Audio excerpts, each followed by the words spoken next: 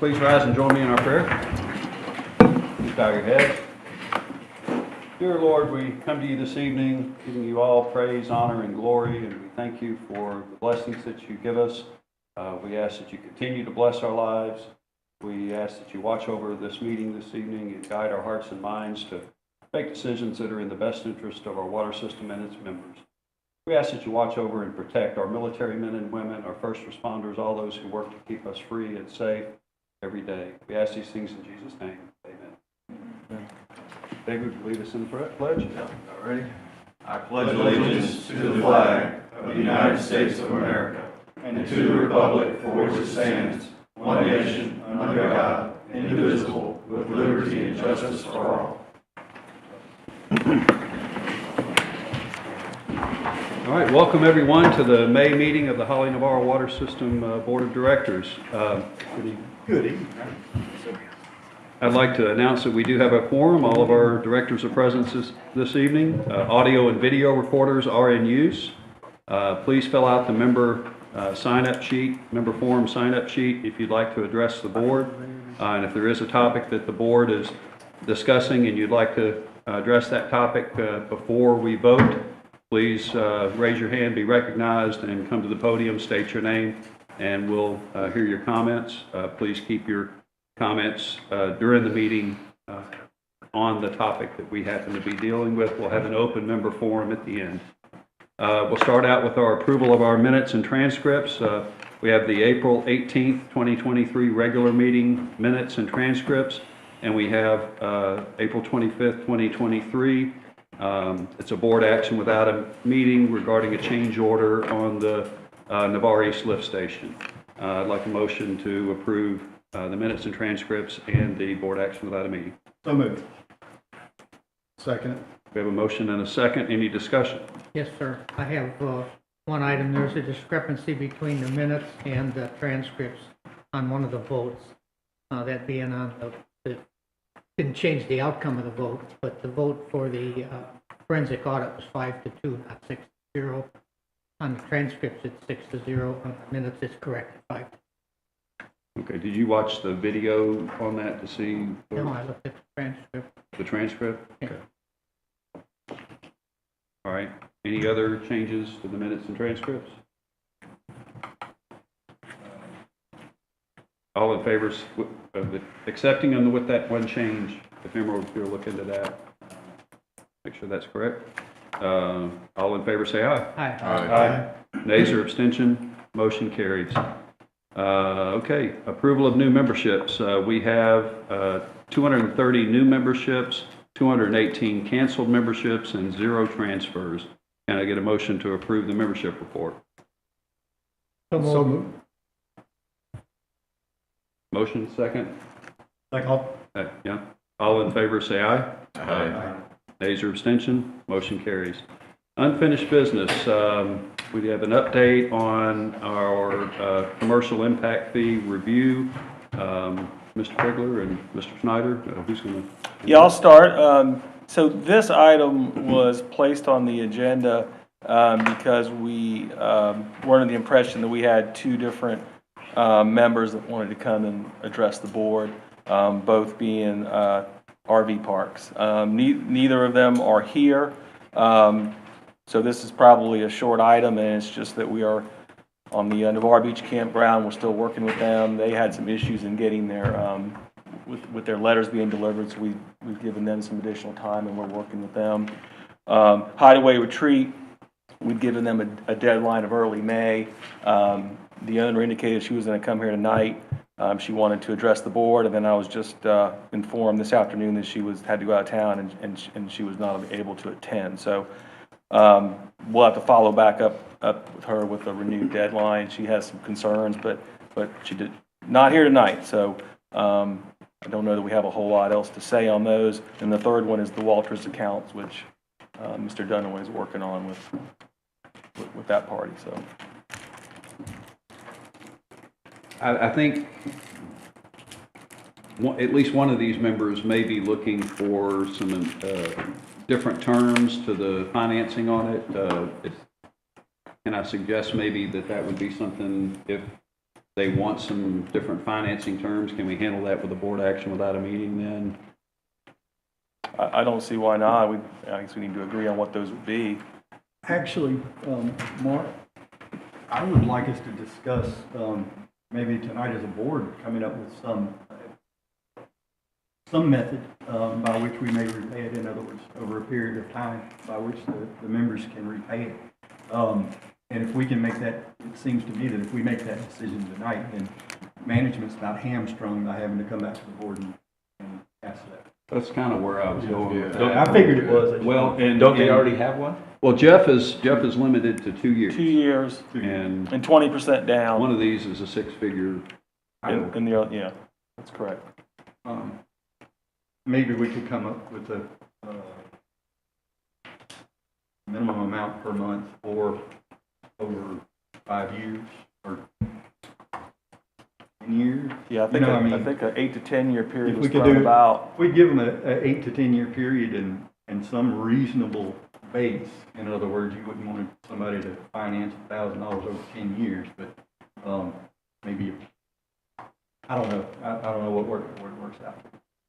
Are we asking for an amount up front plus financing the balance, or 20% down. 20% down? Yeah, I'd still like to see the 20% down, but I'd be willing to carry the balance for longer than 2 years. That's pretty heavy on a $600,000. Yeah. Well, no, it's Well, not, that's one, no, I it's think not it's- 600, I said six figures. Yeah. Oh, 100. Yeah. But still $20,000, not everybody can write a check for that.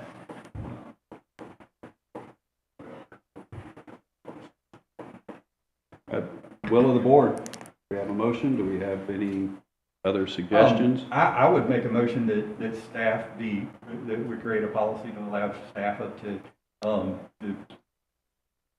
offer up to 10 years financing,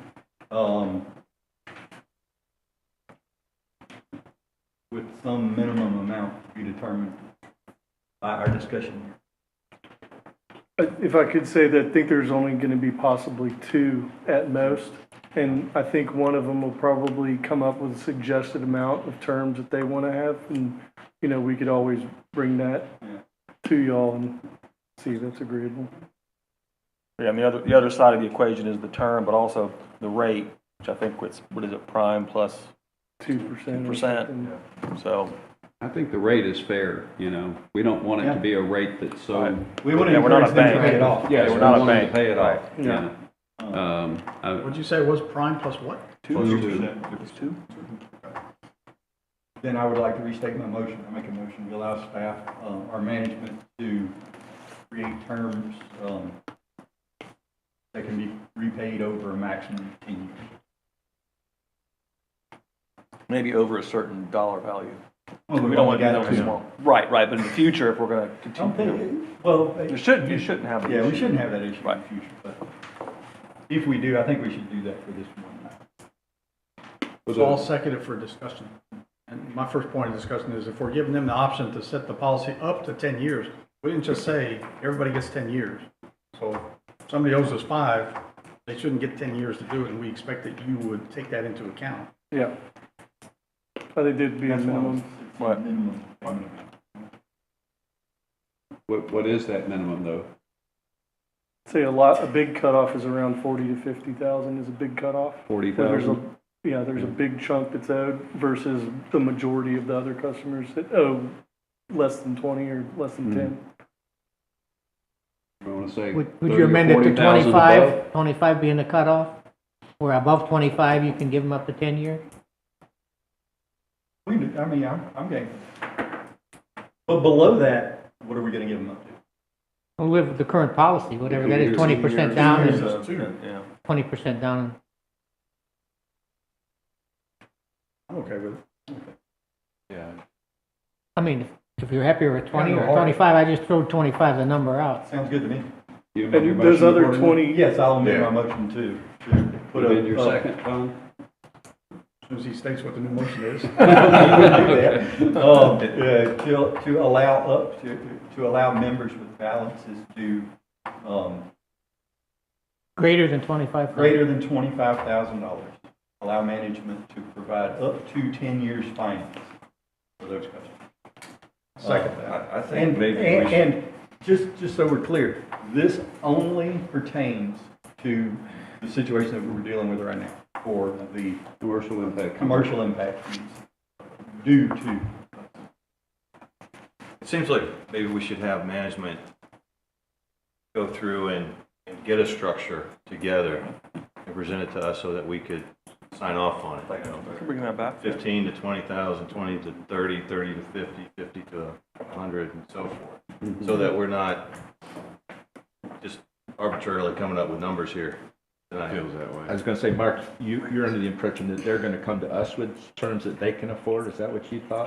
That's, I think, what I said, You said. Yeah. just based on discussions. So if it's a one-time deal, you know, if they're willing to go through staff and staff says they can accept it, then I kinda like if it's a one-time thing, right? If this is, with the evaluation annually, this shouldn't happen again, right? Right. Oh, yeah. Not as big as. Because if some of the- they think they can do more than this, you don't think so? Okay. I'd like to hear what they want to propose, and then the board say, yeah, that's acceptable to us, but.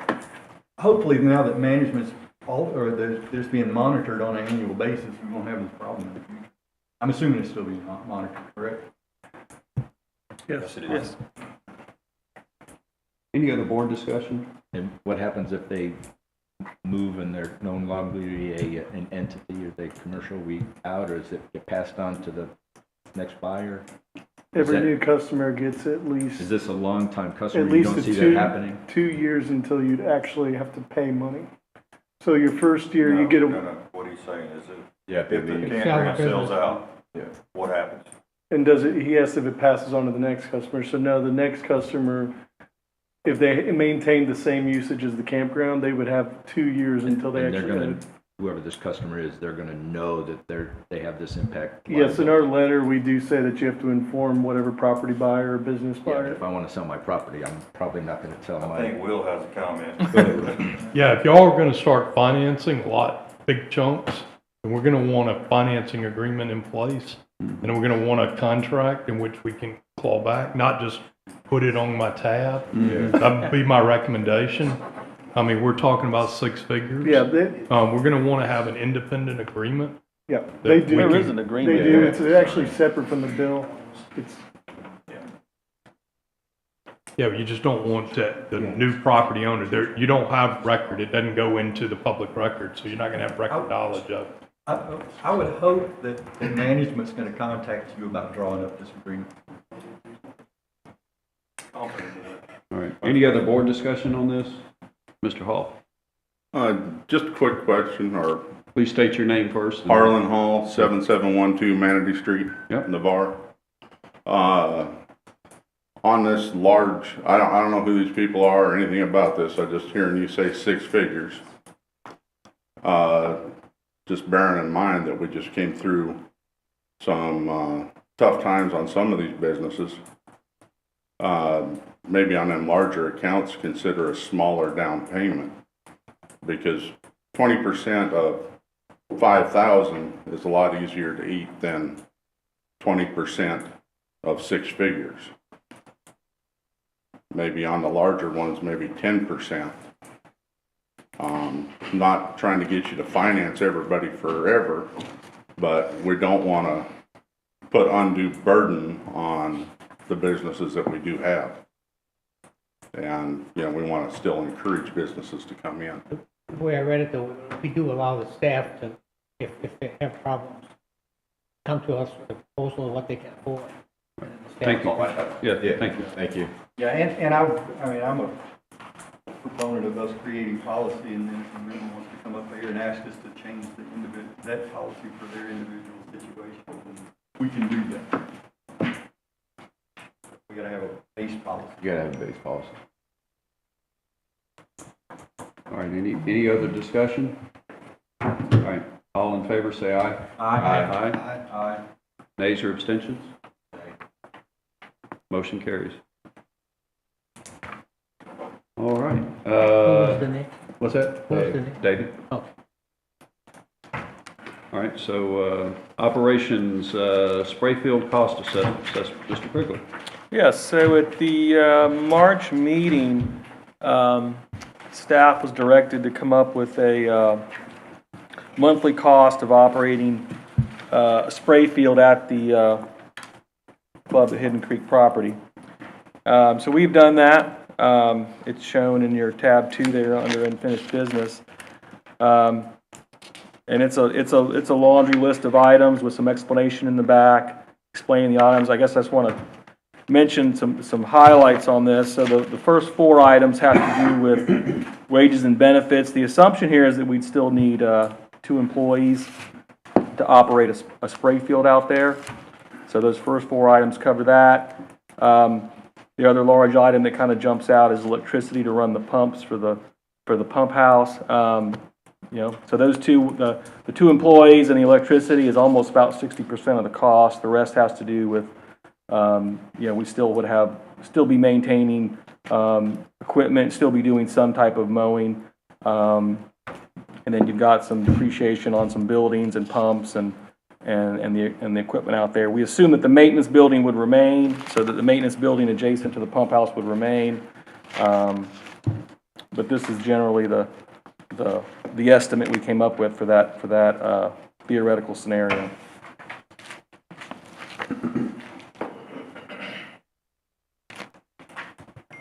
All right, any questions from the board? So this estimate is assuming that we did not own the property, right? That we would be, No, we would still own the, okay, but takes that into account that we own the property. right. One thing that it doesn't take into account is the fact that if we did close the golf course down and run it as a spray field, we would obviously do our best to recover as much money as we could for our members, and that would mean renting the buildings. The clubhouse itself is 16,000 square foot, so I would imagine that, with the rental rates being what they are, seems like we could get at least $10,000 or $15,000 a month off of rent out there, which would reduce this cost considerably. Obviously, that's just a guess, and I'm not a real, but I would like to throw that out there. Yeah, we did exclude those buildings just because there's a lot of assumptions with that, But we'd know it'd be something. It'd be more than 0. More than likely.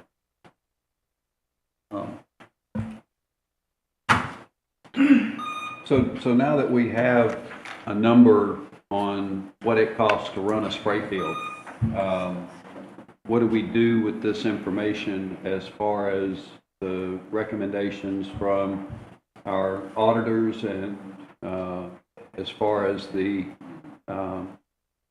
any contribution that Holly Navarre Water is going to make toward the spray field expenses at the club at Hidden Creek? Mr. President, I think we always get caught up with talking about 2 different things in the same sentence. And that's our spray field and the golf course. And for Holly Navarre Water System, and it's or Holly Navarre Water System, that's just a spray field, not a golf course. Any number above 0 that you put down here for us to give the golf course on a monthly basis is a reflection that the golf course is a failed business. There are no other golf courses that receive this kind of funding from any outside entity. They're required to make it on their own. So I'm in favor of us creating a liability, as we know that the 26,222 is our members' potential costs at the golf course. If we were to place that in a suspense account on Holly Navarre Water System's books, and then allowed the CEO and staff to come to the board and request funding when it was needed for the golf course, we would have a fund set up for it.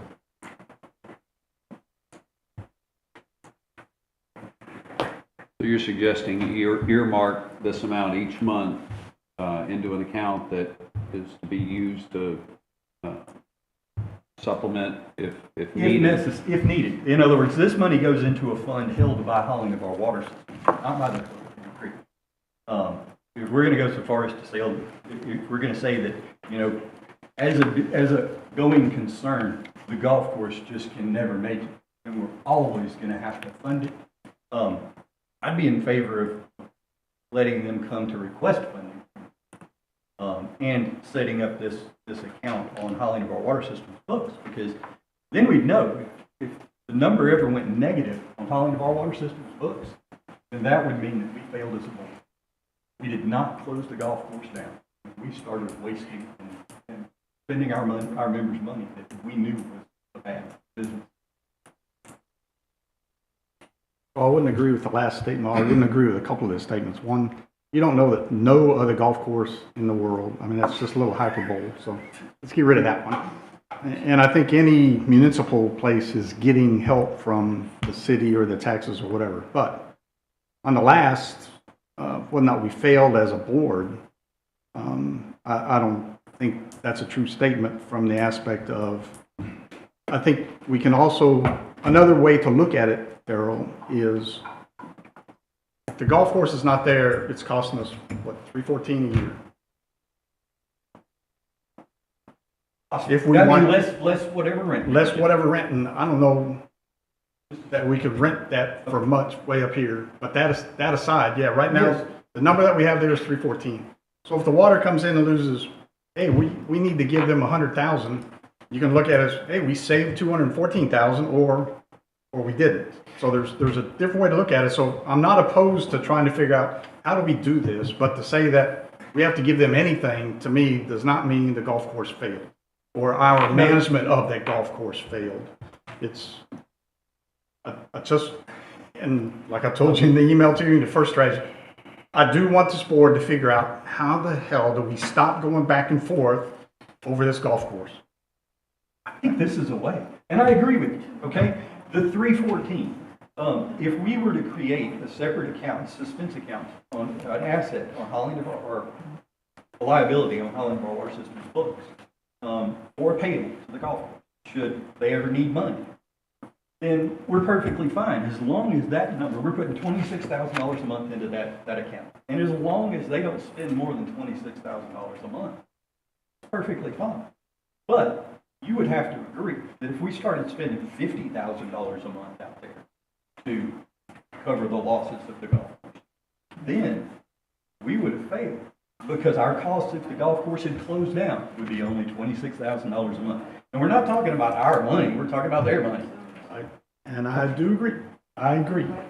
Okay, the only thing we're looking at right now is what's the cost if it was just a spray field, and I would agree with that under those auspices. I'm not saying that we shouldn't strive for someday, we don't even have to pay 314 to our subsidiary. Our subsidiary, if we can figure out how to make that profitable where we have the liability, but it just sits there year after year, I'd be okay with that. So, I mean, the short answer to what you said, yeah, if we had to start putting more than 314 in a year, you know, unless something changed as it stands right now, yeah, we're doing something wrong and something needs to change. Mm-hmm. And when we're talking about the 314, that's just a general figure. There are some other items that aren't really listed on this sheet of paper that would come into play. That would, you know, some that would make us want to, you know, make this number less, some that want us to make more. But I don't think that we should be stroking a check for $26,000 a month at the golf course. Back in 2021, I believe, the golf did perfectly fine, and Holly Navarre Water System was giving them $10,000 a month. And at the end of that year, that's when everything got messed up, because the board decided it wasn't going to fund the golf course anymore and continue. Bill had a comment. What he said is not exactly true. This past year, my understanding, with the figures, they went through all the figures, Holly Navarre Water System provided somewhere around $255K of what we thought were spray field ballot expenses to the club. Okay? So, based upon these numbers, operating the golf course out there saved basically $60,000. Now, included in that 255 was also 2 years of taxes, because they screwed up, and in 2021 they didn't pay the taxes in November when they could have got a discount, and they paid them in January. So there's $80,000 of that 255 was taxes, which should have only been 40 for the 1 year. So, end result is, I think that there's proof that the operation of the golf course, now that it's under the OA and all the improvements in the procedures and stuff that are made out there, has cost us less than the $314K. There you go. Okay? It cost us less than that to operate it. And this year, barring, the weather continues and whatever, they're having some really good numbers, so I think it's going to be significantly less. In fact, in the budget this year, we've only proposed, based upon what we agreed to in the September, and was brought up in a public meeting and voted on by the board, valid for Sprayfield expenses, we budgeted $169.9, the way I read the budget, okay? So I would be in favor of, they have to come back to the board if they exceed $169.9. I don't think we should give $26,000 a month either. I don't think we even set that aside. I don't think we have to. I don't think we give them anything. I think we allow them to request funding whenever they need it.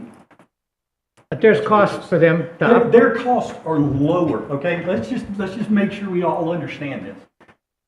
The golf course would have to pump water out of the ground. It would have to get 1 million gallons a day from somewhere other than Holly Navarre water system. If it wanted, no, stop, I'll let you talk. It would have to get water from somewhere. You cannot argue that that would not cost money. Therefore, the expense that the golf course has, if Holly Navarre water system wasn't giving it water, would go up. So it is actually, as it sits, it gets a discount from all the other golf courses just because of the fact that Holly Navarre Water Systems members provides it with water. So these expenses are what Holly Navarre Water System would have if the golf course didn't exist. So yes, the golf course, we just need to make sure that we try and operate it, as fiscally responsible as possible. And I think giving it money on a monthly basis is not fiscally responsible because we know it's just a loss that they have. We should be encouraging management to make a profit or at least try and break even. But if you just keep giving people $10,000 or $20,000 a month, that's what they're going to live up to.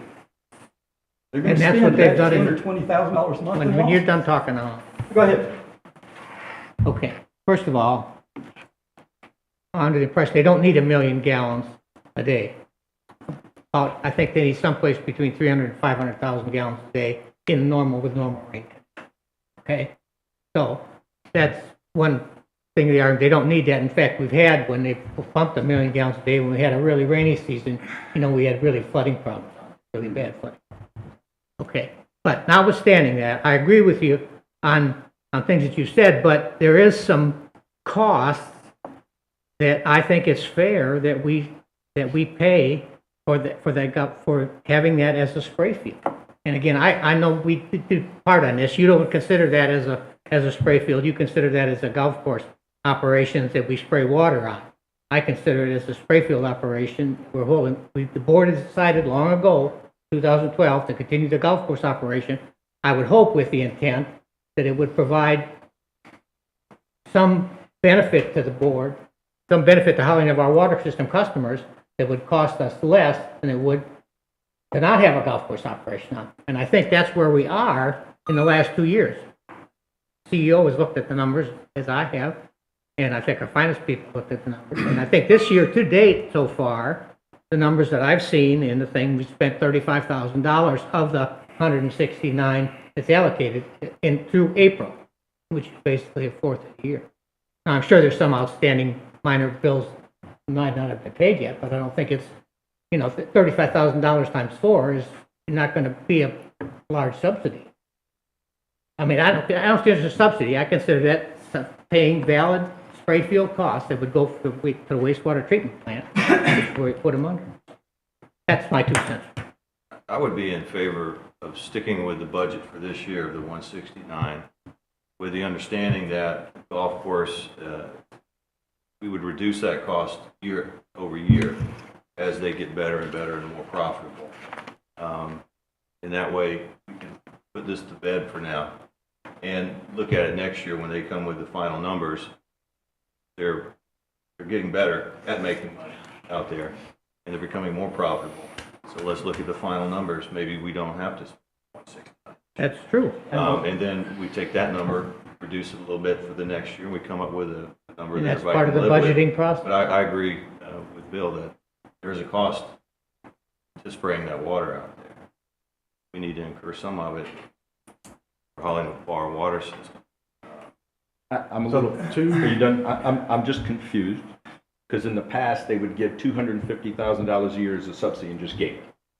And then we've gone to, let's just pay for costs, and then in September, we said, we'll pay for electricity and maintenance.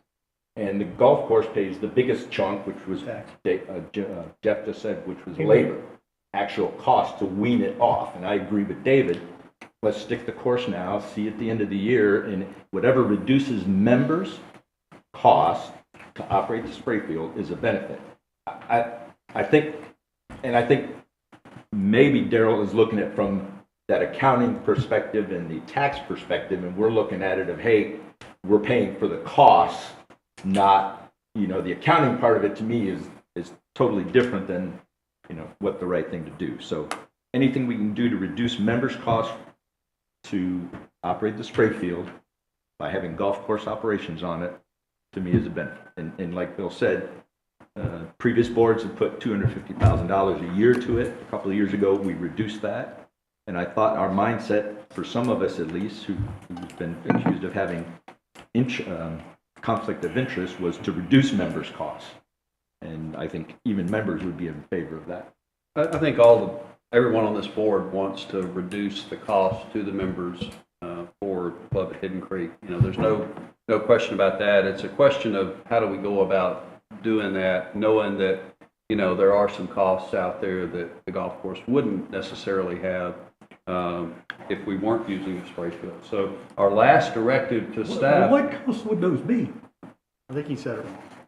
I think you meant to say there would be costs the golf course would have if we didn't use it as a. Right. Okay. Okay. You said, you said the opposite. All right, sorry, I'm thinking ahead of my words, but nevertheless, the last directive that we gave to staff was to pay actual spray field expenses, electricity, pumps, those kind of things. Are we going to stick with that and pay those expenses and see where we are at the end of the year? Or are we going to change that tonight? That's the reason we gave staff this directive, to say what would it cost to run a spray field if there was no golf course there. So that's our decision point tonight. What do we tell staff that we want? How do we want to handle this expense? I'd like to make a motion that we continue with the previously passed resolution that we be reimbursed for actual spray field expenses as specified in the board-approved action in September, not to exceed what is currently budgeted this year without coming back to the board, $169. We have a motion. I would second that. Further discussion? Yeah, I got it. Just real quick. Go ahead. I guess I'm your favorite contrarian. Yeah, I'll be a contrarian. Using the golf courses or free water. I'll just use that phrase.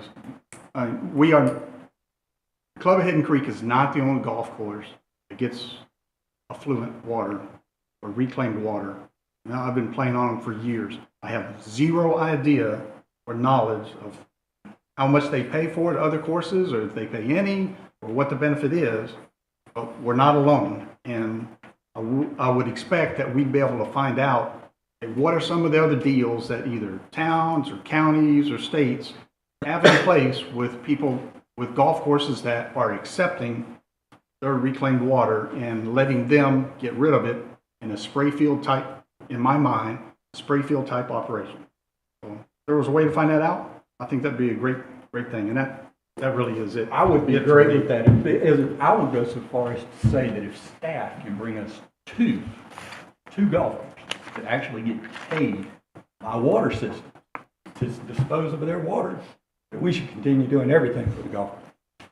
You won't find two. Most golf courses pay to get water. The ones that don't, they'll take it for free. And you know Nobody this, gets paid. and you know this how? I've done research on it through the years. I've never found one. Have you ever looked into it? All Have you ever found any? the municipal golf courses I know of, that they provide them water, they don't pay for it. They don't pay for the water? No, Are they paid to take it? no, they're not paid to take it. Oh, We're but not, we pay our golf course to take our water. No, no, you don't. You pay the valid expenses that would be incurred if you had to spray that water on that spray field. You bought it as a spray field. The thing is it's a golf course.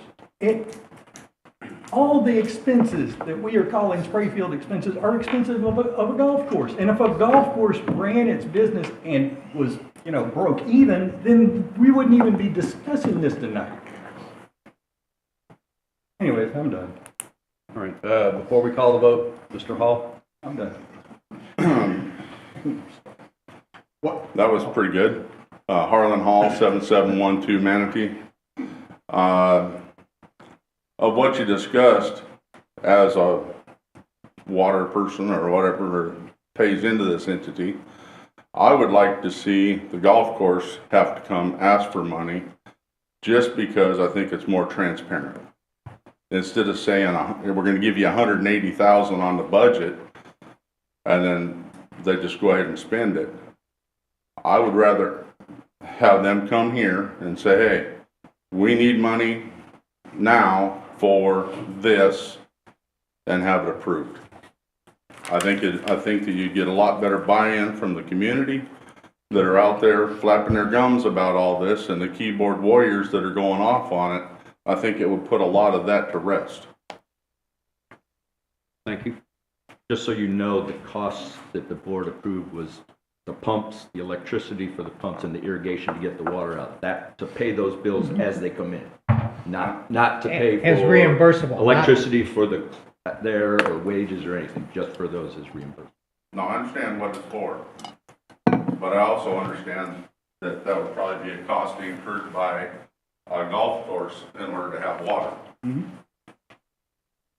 Okay, I'm going to go ahead and call. What's the motion? Are we voting not what to is do the something? Are we voting not to do something? No, we're voting to continue to do, What we're already doing? Continue to reimburse in accordance with the We need current the policy motion. up to the budgeted item, which is 169.9, which is less than, which is basically 100, I don't know, $150,000 less than what it would cost if it was.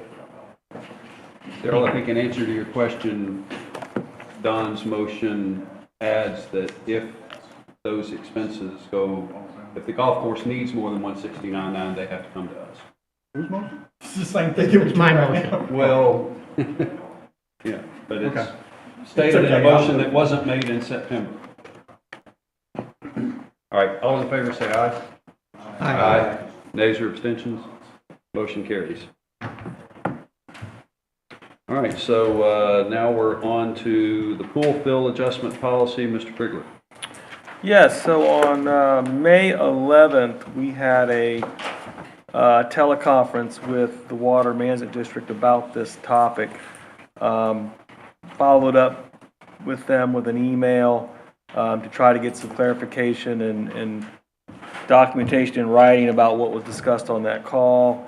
And we just received that this afternoon, so this really kind of is coming in kind of late, but so I think we can certainly go over it. We've provided the email correspondence by as a handout, and I believe it was emailed out as well.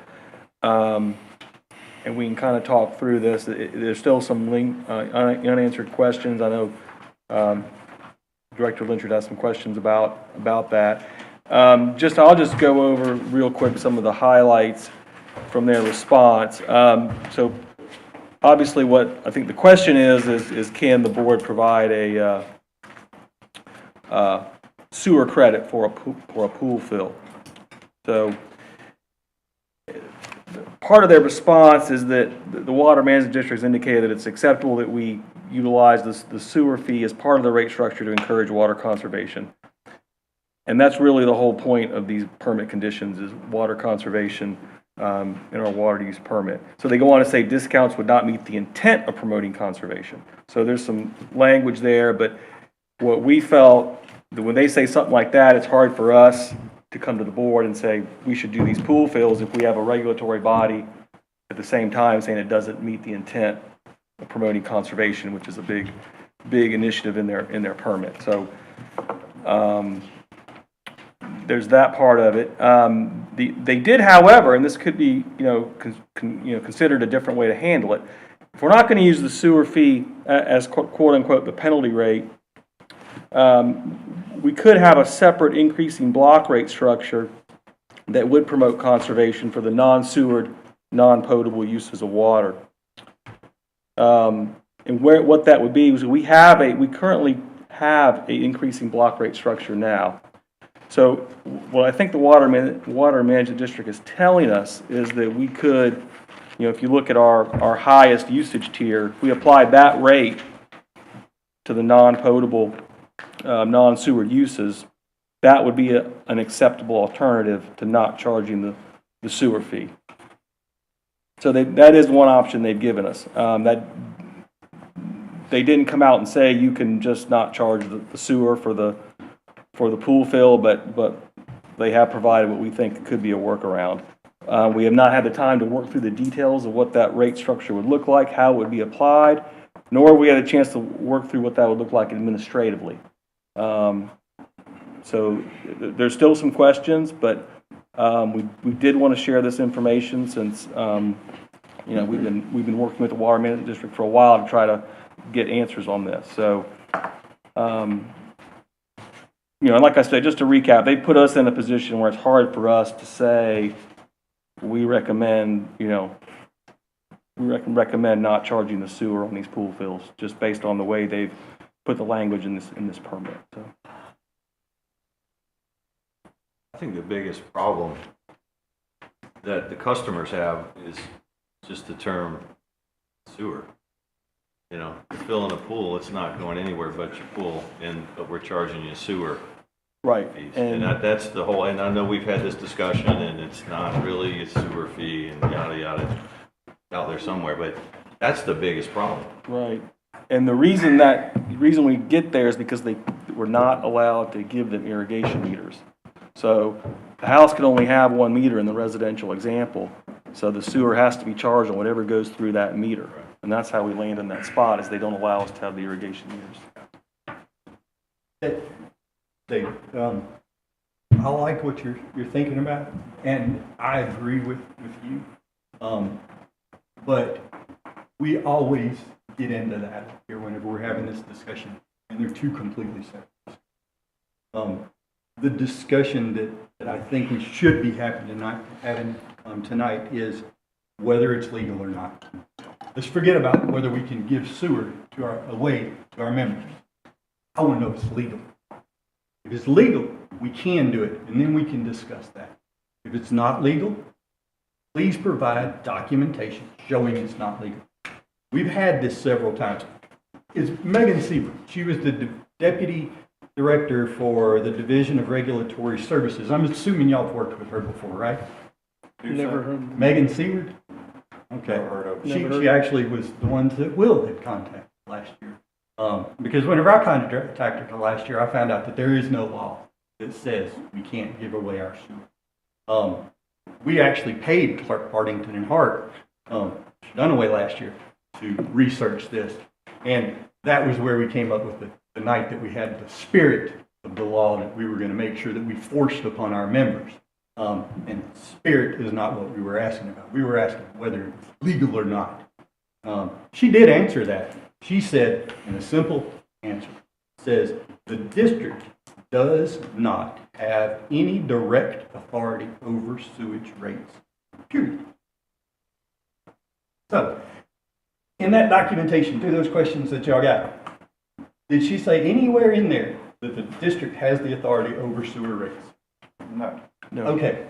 And going a little further, I know we've talked about block rates and how we have to have block rates for our water to encourage conservation. Are we saying that the only people that need to conserve water are the people that use sewer? No, we're not. No? So the block rate is actually on water, right? It doesn't have anything to do with sewer because the Water Management District wants us to have a block rate on water. Right. They don't regulate sewer. They don't have anything to do We with it. never said they regulated the Yeah. sewer. Yeah, but see, we get mixed signals up here on the board. Well, We never We've said never But that. anyways, okay, just so now, Well, we were told last year as a board by the CEO at that point, that yes, it was completely illegal for us not to charge somebody for sewer, and that's why this board immediately changed the rules, and then we started researching it. But am I right or wrong? You're right about the water management district not regulating Right. sewer charges. You are absolutely correct about that. And we have not told you that. No, don't take it personally. Well, I'm not taking it personally. Yeah, I mean, we said that we just said it. so- Is there, It's kinda When I hard say not to we, take it personally. I mean management. Half of the management that I'm talking about isn't even down there anymore. Right. So, But yet, you're right, the inverted block rate is a way to promote conservation, and that's what the water management district is asking us to do. To come up with something for a non-potable use of water, a rate that would promote conservation, and that's what we're trying to get to here.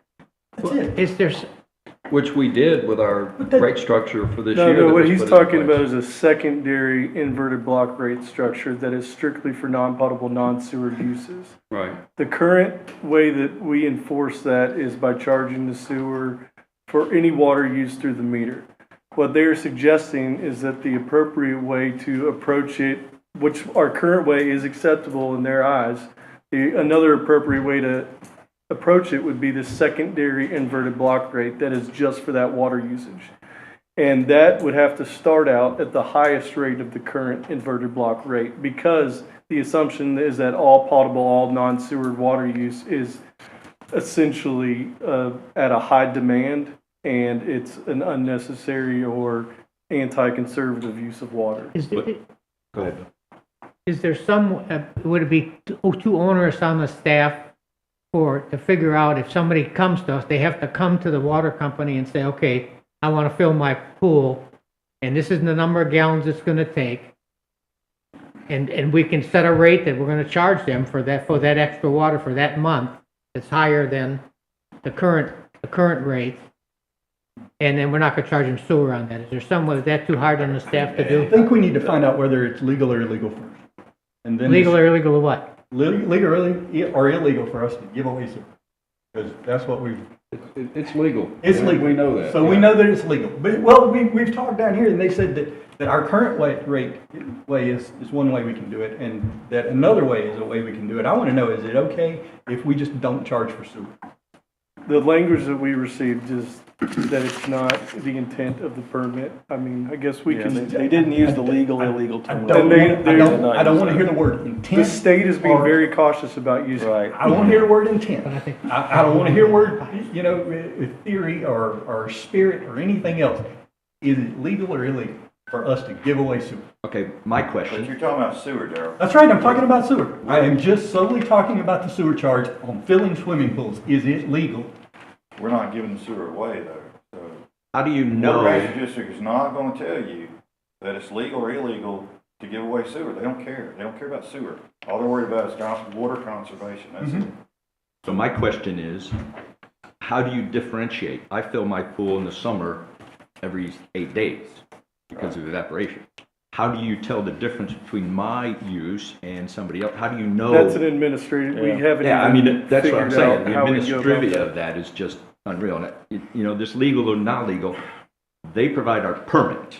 Correct. So if we're not going with the intent of the permit, could they not withdraw it from us or make stipulations of it? I'm not saying we can't do what you're asking.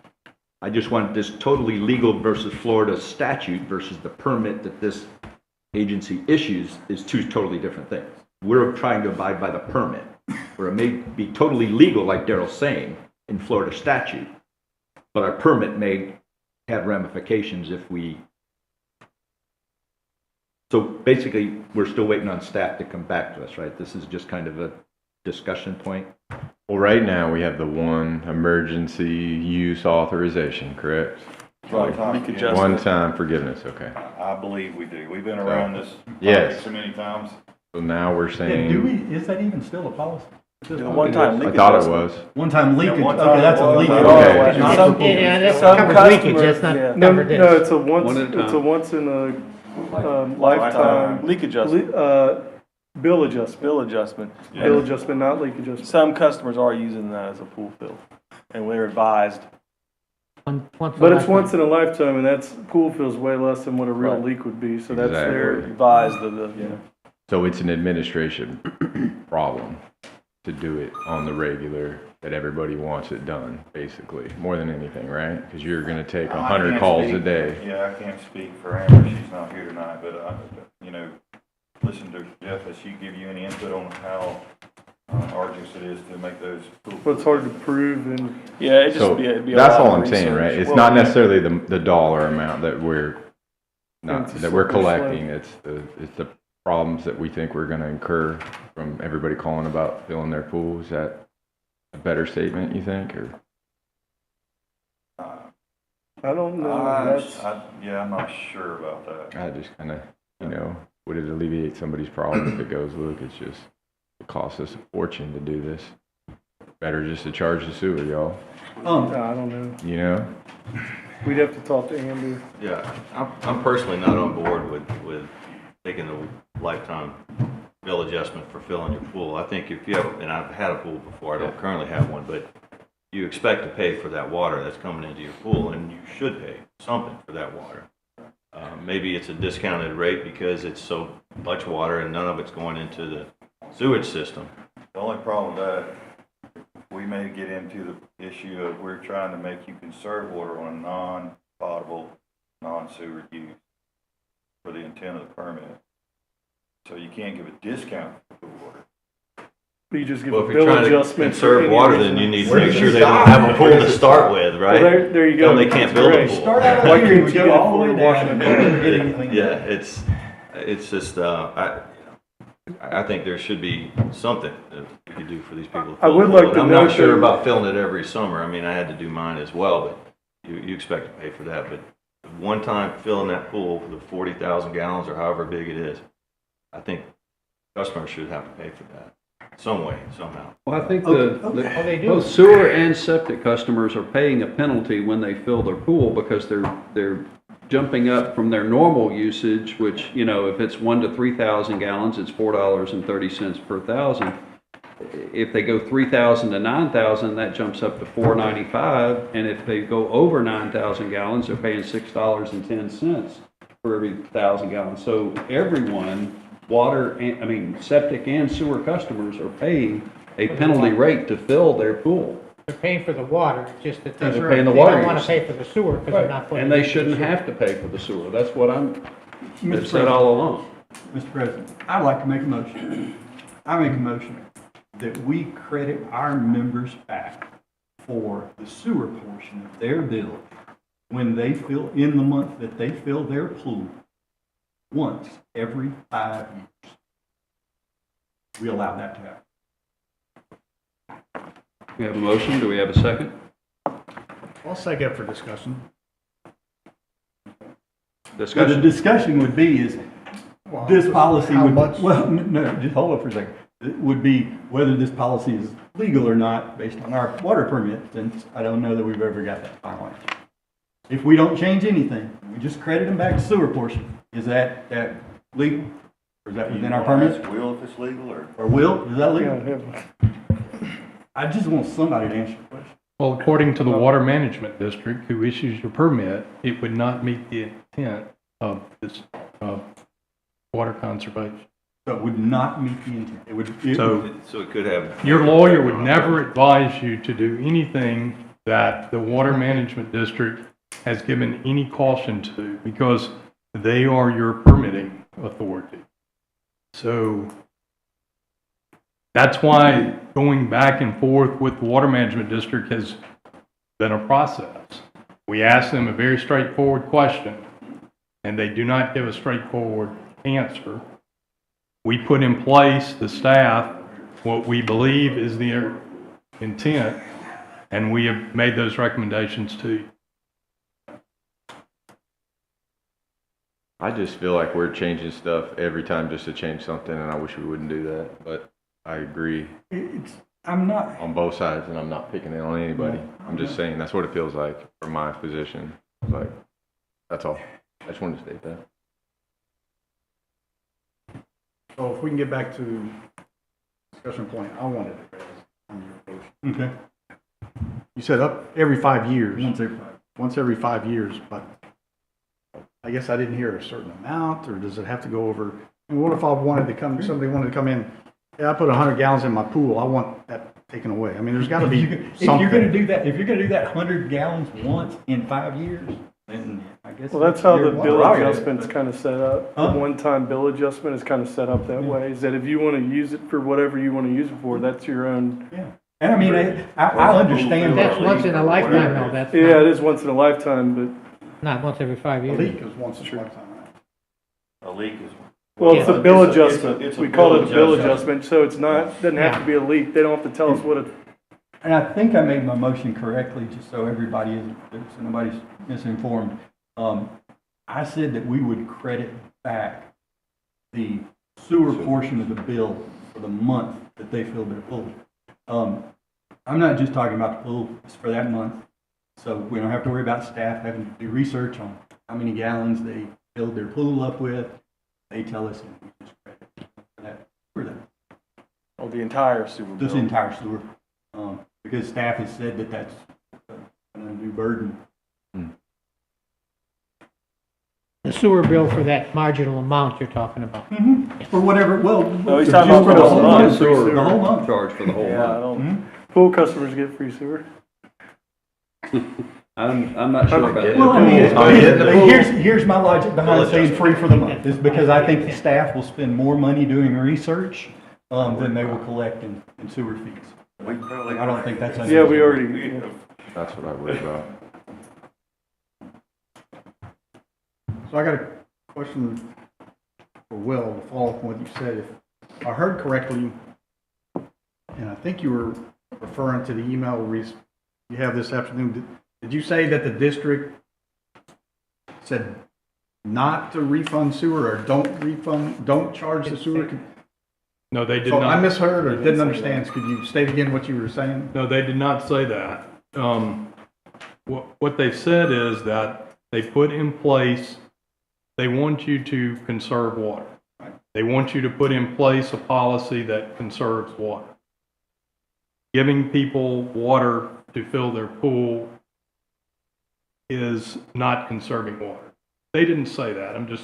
We're moving. And I don't And think so they have specifically prohibited irrigation meters.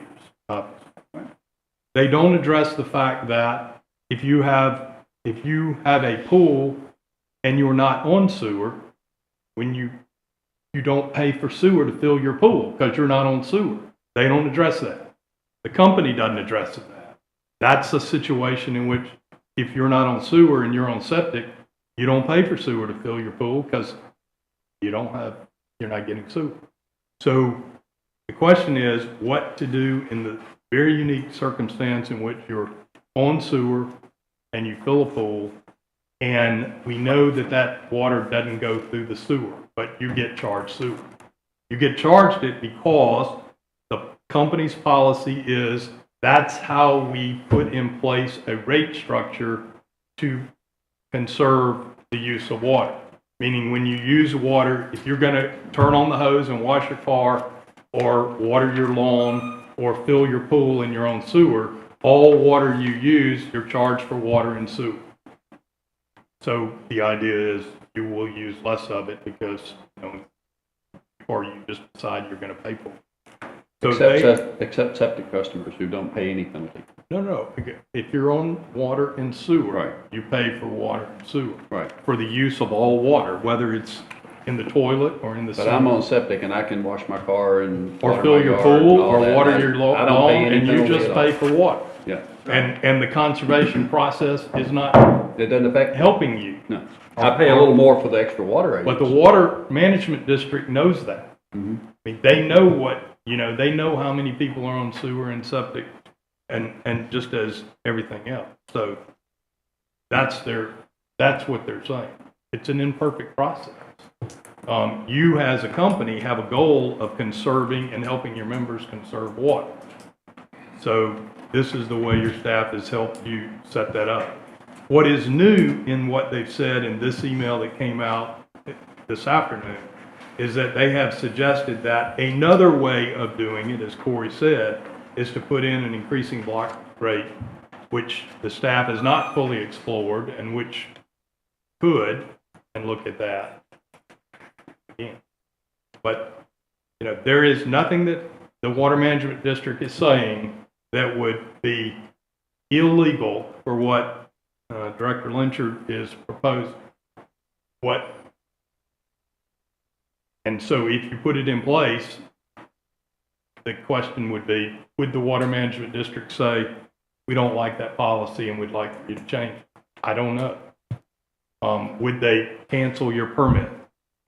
I don't think so, but, you know, this is what they've said. Doesn't meet the spirit and intent of the water conservation.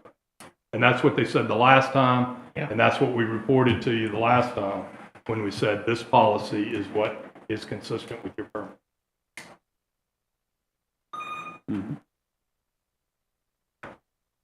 And we're just talking about a few $100s here. We're not talking about thousands and thousands of dollars. This is, we got a 40,000 gallon pool, which is a pretty good sized pool. Talking about, but less than $400. You got a pool, you probably could afford $400. And if you can't afford it, then maybe. But where the rub is the people that are on sewer feel it's inequity. People that are on septic don't. And that I'm with you. Of course, I don't have a dog in the fight because I don't have a pool and I'm on septic, so I don't have a dog in the fight either way. But We're trying to convert everybody over to sewer at some point, right? Eventually. it's going to be a while. Yeah. And I agree. It is what it is. It's you should have moved over there where you had septic instead of you moved over here where you have sewer. At this point, I'm like, this is not even worth talking about anymore. You got a swimming pool, you want to fill it up, pay a few $100s, fill it up. We're going to help you, you know. How do we Water do that? district, we're going to let them know we're trying to get you to conserve water by charging you the sewer fee. I don't want the staff to have to go through and figure out month to month who did this, who did that, get phone calls and make a note in the computer. Just leave it as it is. And if they're smart enough to think they can go and claim the one-time bill adjustment, and then the next month they have a leak. That's right. So, yeah, so, yeah. You guys work with everybody, I'm sure that you can. Is that, asking staff, is that the way, the way we're currently doing it, that's the way you guys prefer? Is that, We would prefer it that way, yes. okay, I'm with you. Okay, here's what I got. I'm speaking for Jeff, I guess. No, In March, I think it was March, I think in last year, we got a bunch of emails from members that had been told that they would be credited for their sewers. They always have been in the past. Or, you know, they told that they couldn't get it. In either case, the CEO decided to change the policy and just told us about it after the fact. And the only reason we knew about it was because we got a bunch of emails from members that were mad. I can't recall voting on implementing that policy. Don't know when it went into place. Does anybody know when that policy was originally created? The pool field policy, the one that allowed our members to get a credit for sewer. We do not. At one It was time. years ago, wasn't it? Years It was ago. years It was like ago. 2015 or 2015, something like I that. think Amber found, Years or ago, there was Emerald a found. policy for. But that's not, I'm But- kind of trying to work my but- way over here to the point. Okay, so that was probably, let's just say 2015 is when that was passed. We hadn't received any correspondence from the Water Management District since 15 saying that that's a bad idea, have we? Saying we need to change that policy We haven't because it's in renewed our violation of our permit. We haven't renewed our permit yet. Okay, We but- also but did not there- have to submit a Yeah. block Okay, rate but structure. still, you know, we never had that problem. We didn't have that problem in all of, and the CEO said that it was illegal for us to do that. He changed our policy and he told our board that it was illegal to do that. And these board members voted on it. That's the only person that's ever said it's illegal. None of this documentation says we can't do that. It says we can. It says, you know, if you want to change it a little bit, and I'm not saying we should do that. What I'm saying is that we should know what the rules are. And we should make decisions based on what the rules are, not based on some theory or some intent. I want to know black or white. What is it? Yes or no? But You know, don't tell me that, you know, you've been doing it right for so long, but now that this one person, you know, has a questionable answer that he told the board, and the board believes it. Now we're discussing this and we're talking to everybody about coming up with, trying to figure out why it's wrong. You know, why was this guy right when he told us that? Well, guess what? He wasn't. But you're missing one point since then, Darrell. What's the point? That we've had our permit renewed, and it's got stricter conservation measures. And nowhere in that does it say that we can't give away sewer whenever someone fills a pool. Yeah. As a matter of fact, I think that permit says that you're allowed to have yard meters. All right, well, If you call the vote. no, There was a motion and a second. Call the vote. Just, you're gonna have to restate the motion. I think the motion was that we would allow for a credit for the sewer portion of the bill in the month that members fill swimming pools once every, or as often as once every 5 years. My only concern is how staff implements that. Pretty easy. Okay? Easier than it was in the past. We'll call the vote. All in favor say aye. Aye. Aye. All opposed, say nay. nay, Pool owner, nay. Motion fails. So what are we gonna do? We allow people to, what's our current policy? Nothing? The bill adjustment policy, and that's a once Oh, in a okay, so, lifetime. but that's the leak policy. It doesn't have anything to do with. It's a bill adjustment, so you don't have to say it's, Okay, I get it. so if you want to use it for, Okay. That'll work. but it's once in a lifetime All right, we're on gonna the move- account. We're going to put that issue to bed and move on to new business. Would anyone have any objection to us moving the insurance agent award up in front of the other items? Because we have Mr. Grace here. Would anyone object to us dealing with that issue first? Okay. Let's go ahead and, Mr. Krigler, would you cover the insurance agent award response that we received? Yes, so staff put together a request for qualifications for an insurance agent. We advertised that in the PNJ and I believe one other newspaper. Opened the bids. We received one, well, they're not bids, opened the submittals. There was one response. We reviewed that response and deemed it to be responsive to the request for qualifications.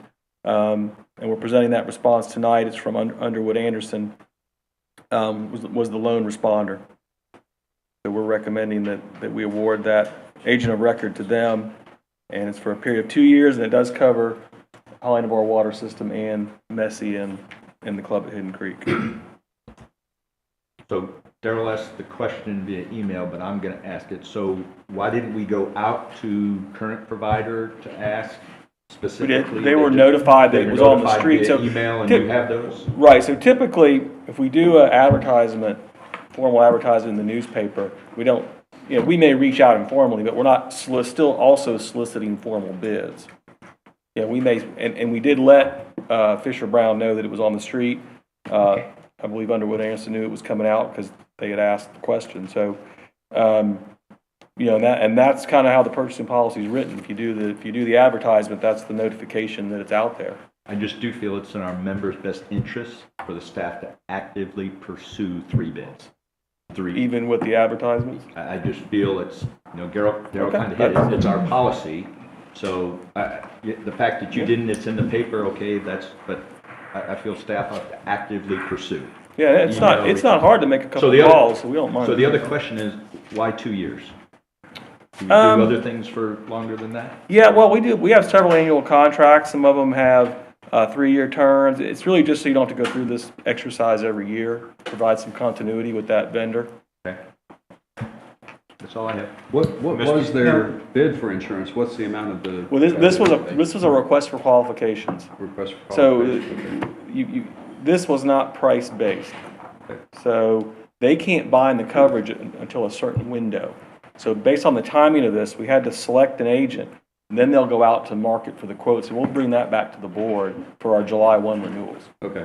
So that was the understanding on the So schedule. is it So unusual we're to not only get one approving a response? specific rate? Well, so, yeah, You go and rate them. To me, anytime, it seems odd that we only got one response. anytime we put something out for bid, we want multiple bids. We want multiple vendors, obviously. But we can't control that to some degree. If either someone's not interested, or they feel, they just, for other reasons, they're not bidding on it, they're busy, or they don't want to do it, we can't control that. But But I agree, it's not ideal. Well, and I guess it doesn't address the question I meant to ask, and I'll ask the longer-term board members. Is this typical? Will you only get one insurance agent that wants to, in the past? I mean, it's not unusual that only one responded? I can't remember the last time we sent insurance out for bids. That being said, I do remember many times that we've only gotten one bid or something. I would, I don't know what the term, the RFQ, how long was the term on that?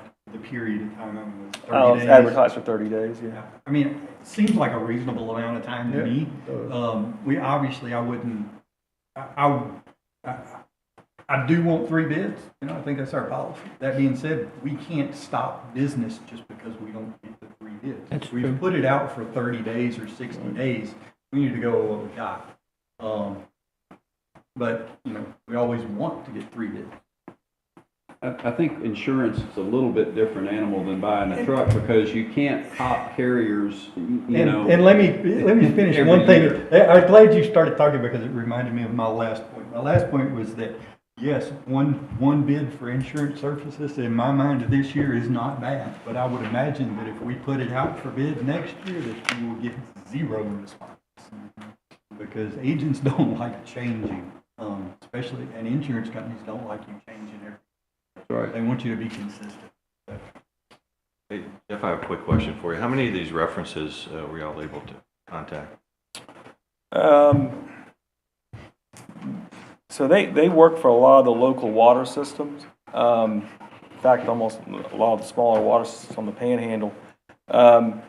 We made a couple calls, but I didn't get any calls back, so I didn't make any actual conversations with anybody.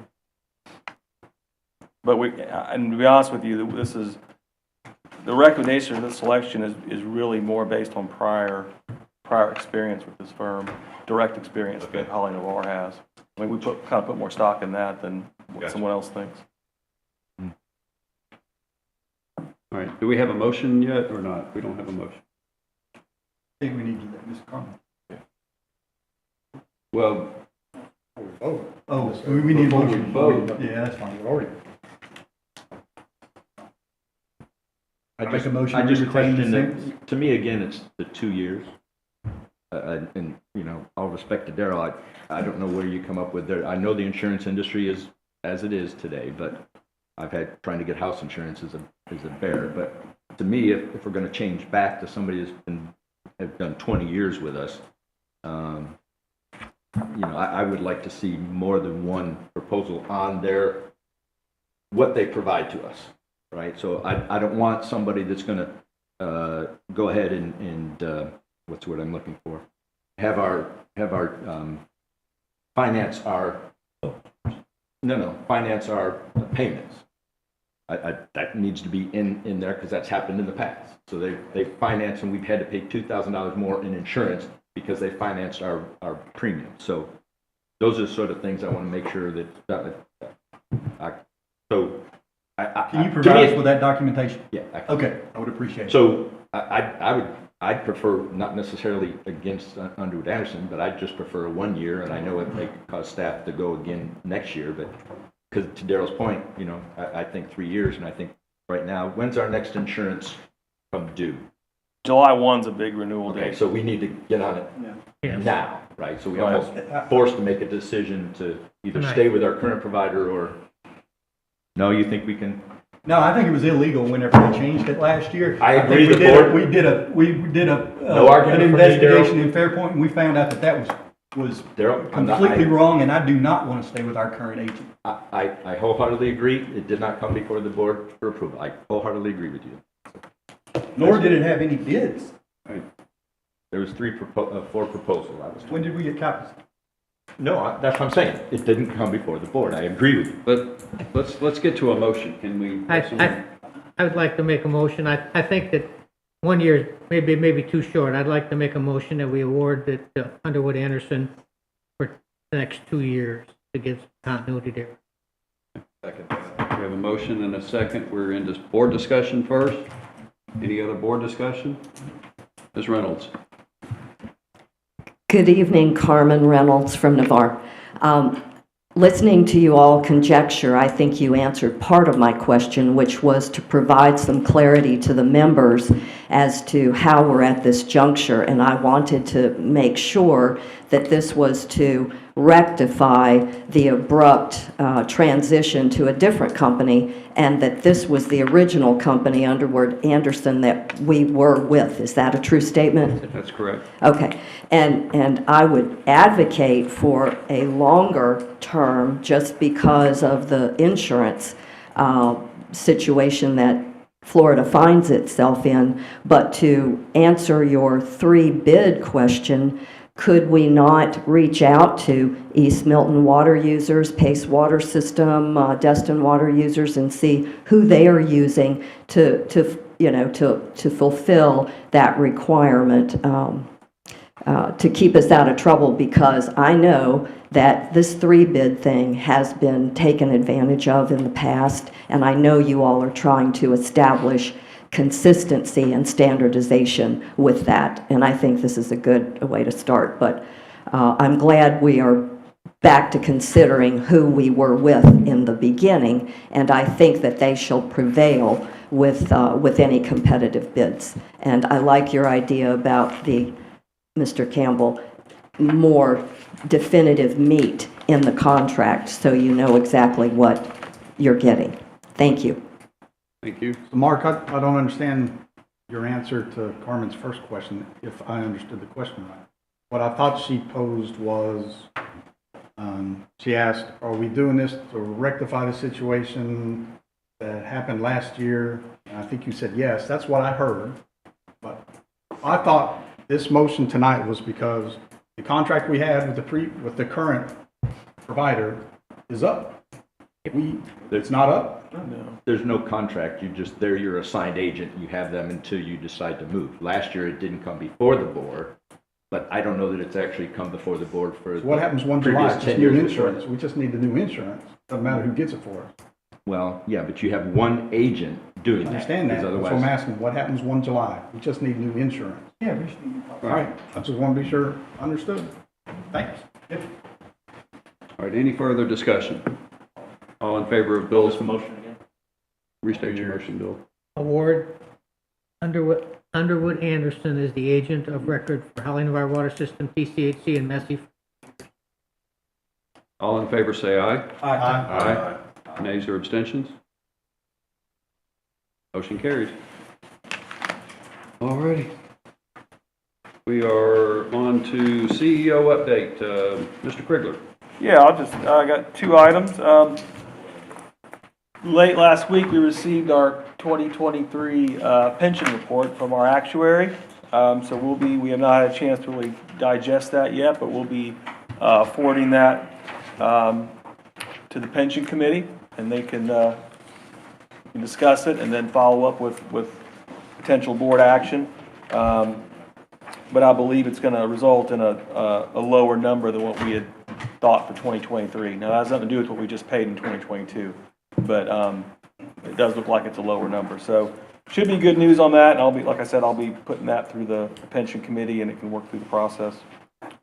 Quick update on our building project. Our electrical switchover has been made on the new expansion. Flooring's being installed today, so we're seeing good progress on that. We hope to be wrapped up there in hopefully a couple, month or 2.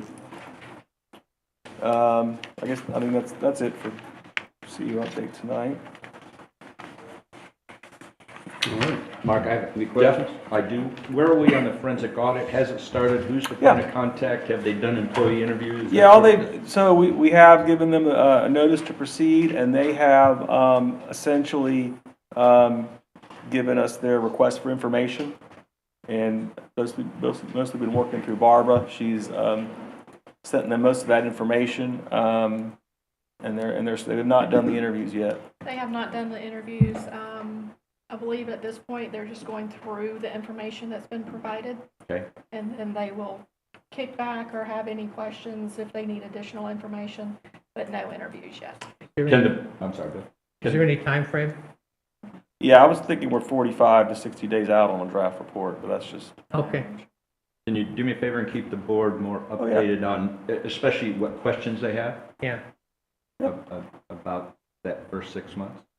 Yeah. I'd appreciate it. Thank you. All right, any other questions for Mr. Krigler on the CEO update? All right, we're going to move on to finance. We've got the March 2023 financial statements. Yeah, so just a couple of things there. I'll turn it over to Barbara. We have included the budget comparison.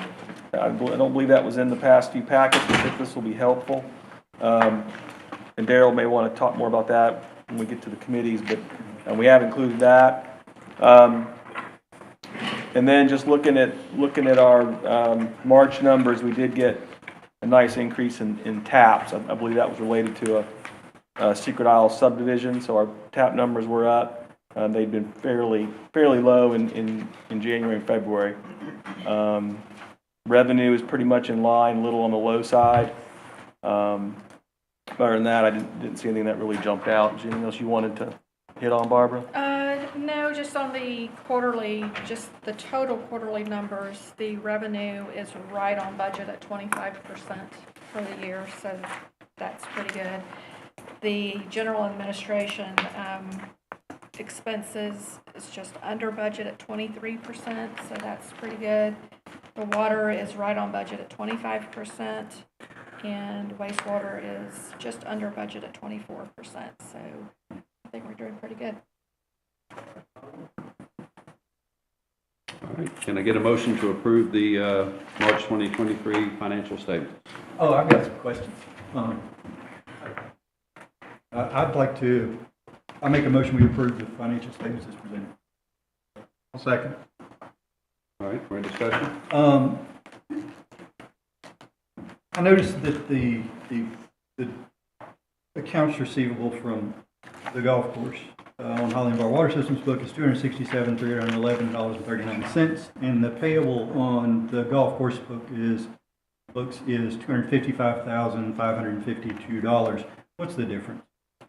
That is the first quarter or the first couple of months maybe that was billed. It's higher. It's showing, Holly and Bar Water Systems showing that they're owed more than what the golf course is saying that they owe. Yes, they haven't reported it on their end as well yet.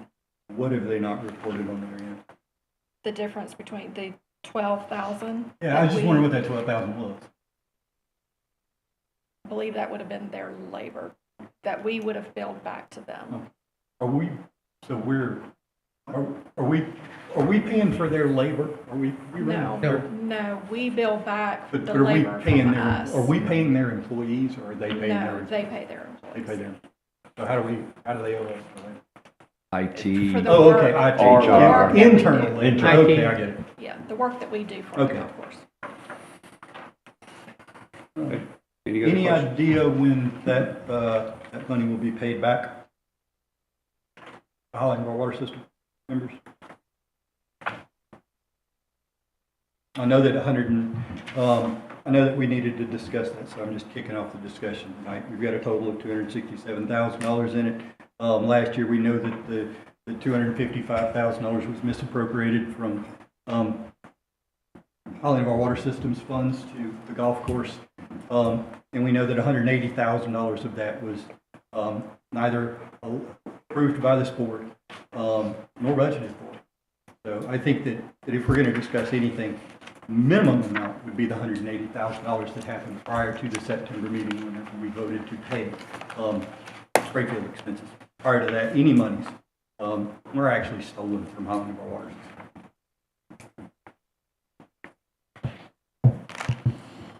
Any idea? What's the discussion? When's the money going to be paid back? they've got the money to pay it. So you're talking about pre and post the motion that was made in September? Previous to September, The motion that my recollection of the motion, it didn't say from this day forward. I thought it said for 2022. But I'm happy to be wrong if somebody has that motion in front or the minutes from that meeting. prior to September, the board had not authorized any expenses for the golf. Money minimum needs to be paid back, but as the accountant said, the golf course really owes $255,000 to the end of the year. Well, from what I heard, that's not what the accountant said. The accountant said it needed to be accounted for in their books and these books, one way or the other. And now you've So got- not that it's back. you've got- I'm just saying what I heard from the auditor. So is it in both books now, Barbara? Yes, sir. Okay. So where's the disconnect? If it's in both books, where's the disconnect? The other part that Daryl's leaving out is 87,000 was after the September vote, so That's it's right. really And that- only 108. And that's a different portion of the discussion. I mean, if we want to say that that's, revenues to the golf course, I'll entertain that discussion. But prior to September, that needs to be repaid. Is it not? Is it in both sides of the books or not? I mean, are the books, have they been reconciled or not? Apologize if I'm not using the right terms. So correct me if I'm wrong, Barbara, but we have it in a due from and a due to. That's And I correct. think we presented two options. Keep it there, which assumes a payback, or put it as an equity investment in, and then whatever the corresponding other item would be, and then it would not be paid. So there's two ways to look at that. Two options, really. That's correct.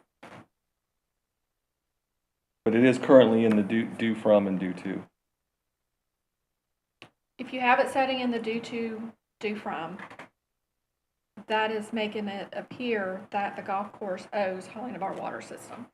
The flip side of that is you could move the 255 or whatever amount you select or you appoint, move it to investment in or the equity.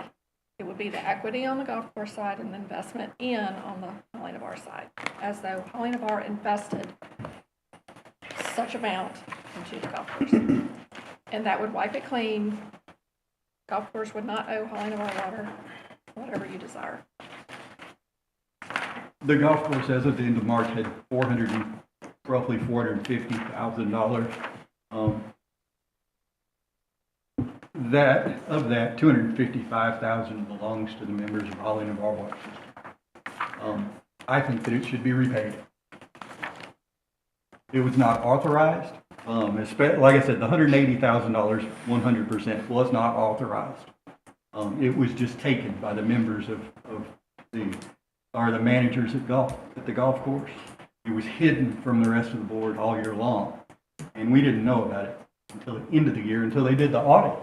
Because Until we got we the were check all told that it registers. was perfectly fine what they were doing, until an auditor came in and said, you got $1.25 million worth of adjusting interest. Well, we knew about it when we got the check registers. Yeah, we did. $1.25 million.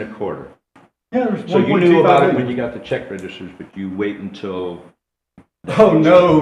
I think if you check the record, you'll see that So we're we talking can, two different things here. So after the authorization that the board voted to do pumps and all that. Yep. So that's 87. So that's a different, That's right. right? So how does that fit, Barbara, in what you just explained?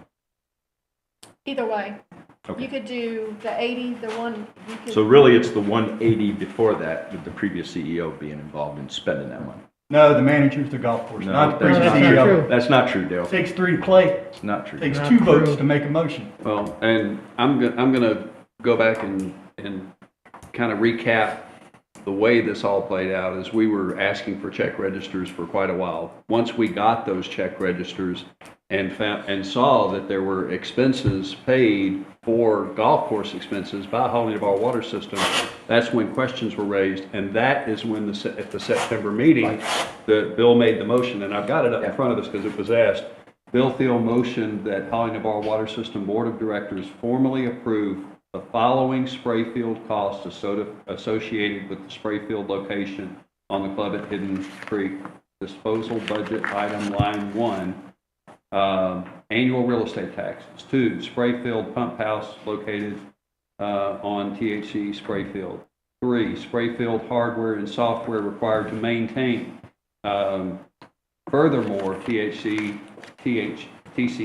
shall be responsible for the following spray-field related costs. Grounds maintenance, any labor related to maintenance actions required to repair and replace the hardware, replace spray-field hardware and software other than that located in the spray-field pump house.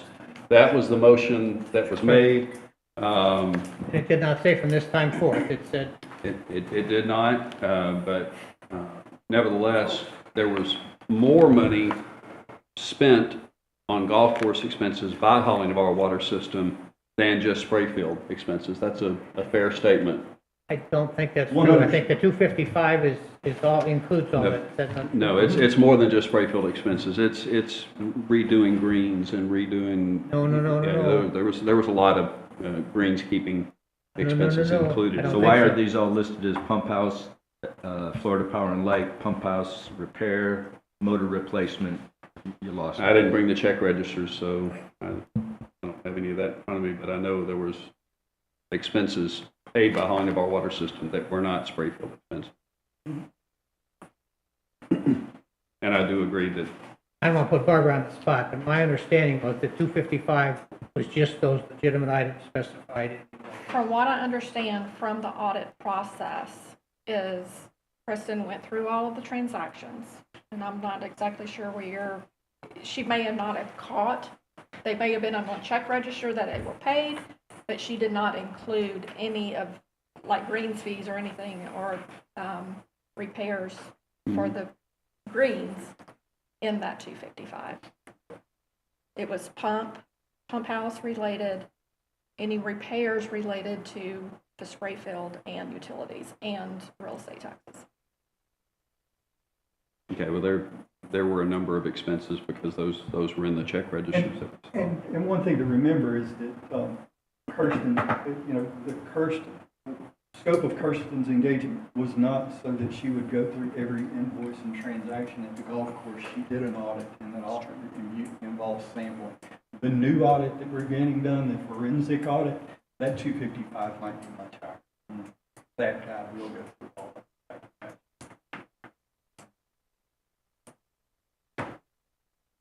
Okay, so our motion that we have on the table is to accept the March financial statement. Yeah, we're just discussing the financial statements. Right. But the two, I don't want to leave that until we're clear. Whatever other expenses there might have been, I don't know. If there's a list somewhere, I'm have happy to share to- it with us, but what I think I heard was the 255, which is the number I think we're discussing. The auditor said these were all legitimate spray field based on her interpretation of either the motion or our policies or whatever. It was 255. I agree, or I can appreciate, she didn't say, hey, here's these other things that you shouldn't have paid. She didn't say that. All I know is she said these 255, in her opinion, were legitimate spray field expenses and real estate taxes. Now, is that a misstatement? No, that is not correct. What she said is that $255,000 worth of expenses were recorded on Holly Navarro Water System's books. And those expenses were expenses of the club at Hidden Creek. So we needed to reduce the Holly Navarro Water System's expenses by $255,000 and put the $255,000 worth of expenses on the club at Hidden Creek because it was their expenses. I don't think she ever made a determination as to what spray field costs were. I think the only thing she did was look at what we had done and that these checks written out of Holly Navarro Water System were for expenses at the club at Hidden Creek. So then the staff got it again, wrong? She didn't make any judgment on So the what- staff got it wrong when they put pump house electricity, pump house repair, motor No. replacement in the details? If you put it on Holly Navarro Water System's books, then yes, they got it wrong. And that's what the auditor told them. Am I incorrect? Kristen's exact words were, but there was approximately $255,000 in costs related to the club that was not reported within the club's individual accounting records. Those were reported in the systems records. And she did say that it was perfectly legal for Holly of our water system to reimburse those things. He just had to show up on coveted creek smoke. She doesn't have any say-so in what we. Yeah, she says if the system chooses to pay for costs for the club, that can be handled through an intercompany exchange of funds, but the actual expense needs to be within the organization that incurred them. Okay, so I don't mean to put Barbara on the spot, but I'll give her a chance to either correct my memory or correct what I think she said. I thought she said, Kirsten said, looked at these and said these were valid spray field expenses. If that's not what you said, tell me, and I'll forget it. That's what I understood she said. Okay. But she, like Daryl said, she doesn't have that authority to make. I'm not saying she had the To let us authority. know what's valid and what's not valid. yeah. She's just saying that we paid that money. She's only And getting it that should have been on- information by the information that we That we give her, provided to her. correct, correct. It's not valid, not valid, it's just, So- this is what it is. It This is what it is. To me, the real question is, once it was identified and we held that September meeting as I became the interim and we approved it by the board, that 90,000 is different than the 180 that was spent before that. That's right. Is that a true statement? Yes. Okay. Because So that's what after we- that September right. board meeting, Got it. we had established that we would pay it. And that's Agreed. what I was trying to get us to do from the Agreed. very beginning of last year, and nobody wanted to. Agreed. So really what we're talking about is there's 180,000 somewhere that the board either needs to say, we invested in the club or we want it back in the club. I'm not talking about the accounting part. I'd like to Well, table that actually, till it's- next month so that I can come up with a list. I'd like to table that part of it till next month. What's that? The reimbursement of any expenses that should have been paid by the club. And I'll provide the check registers, the documentation, any of that, to all the board in advance of that. Mark, just so you'll understand, I was informed by staff that the documents that they provided us were not correct. They were just something that was thrown together. And it's also through only the first 6 months of the year. So you're going to have a portion of the year that you're going to But have we to got get the from check staff. registers after that. Yeah, we did. But this But prior to Excel the first six- spreadsheet goes from January to the end of the year. Yeah. So you're saying there's other things that are not on? Mm-hmm. I'm looking at, That's what I'm hearing. okay, and the staff work for you, so that's what they're telling you, and that's what Kirsten tells you. Well, that was before my time. Check. So I got it. really- I I can't really speak Got it. for, But you were here did for the what audit when Kristen said. just at the very tail end of Okay. it. Your staff prepared that spreadsheet showing what. Okay, Kristen sent me that spreadsheet, so who prepared that, I'm uncertain on that as well. I think. Sorry. Which document is that spreadsheet a part of? That was the one. It was a separate document that I requested you at requested. last month's meeting. Did all the board get Uh-huh. that? Okay. I got it. All right, the motion on the table is to approve the March 2023 financial statements. All in favor, say aye. Aye. Nays or abstentions? Motion carries. All right, and we're going to table any discussion on any reimbursement. Director's update, Finance Committee updates, Joe Campbell. So, very good meeting, and staff did a great job, and I like the, quarters. Next quarter, we're gonna compare quarter to quarter to see if we're at 25%, that's good. There was no capital improvement this one, but based on our Phase 1A and all those, I think we might need to look at those, especially with some of the, with this building being done and looking at the other major projects with the 87 lift station and all. I think we probably need to make sure we pay a lot of attention to the CIP here moving forward as we start outlaying those costs. So other than that, Daryl, do you have anything else from that? No, I think Barbara kind of covered it pretty good. Good meeting, we were tracking pretty close. Everybody's doing good. In the budget OEM meeting, did y'all happen to discuss the additional pension contribution that we made, and how do we adjust the budget for that, or is that, we had to do the No. 2022? I don't believe we Didn't did. touch on that. Okay. I would like to see that. Maybe we can discussed discuss as to that at the next time Yep, and come up yep, with a proposal. Santa Rosa County Reuse Project. We had a meeting yesterday, and Everything is on track. The two, I guess, important tasks at the moment are to have an environmental assessment done of the property, and there's in your packets a proposal from Jacobs Engineering, who's doing the engineering for the project on that, and then the property acquisition for the transmission line, and that is moving forward with the county. They approved Mr. Dunaway's firm to handle that, and then I think there's an agenda item coming up next week that will take that one step further. So those are the two main critical paths right now. So, but we're on track with it. Lubbock Hidden Creek Management Board, Mr. Quigley. Actually, I've got a question about your Eglin project. This actually goes to CIP, which I'm not part of, but the Eglin project, the main thing. And I've asked this question, kind of over the past 6 or 7 months, and I've never gotten a real answer, but I've never asked it at a board meeting, so I'm going to ask that tonight. What are the terms of our loan for the Eglin project? I know that the board originally with an RFQ requested $23 million, and that was sent out. I wasn't on the board at the time. It appears from the notes that staff came back with somewhere around $17.5 million, and the board didn't even talk about the other $5 million that was hanging out there. They just approved the $17 million. And there's my understanding that now that loan's $19 million.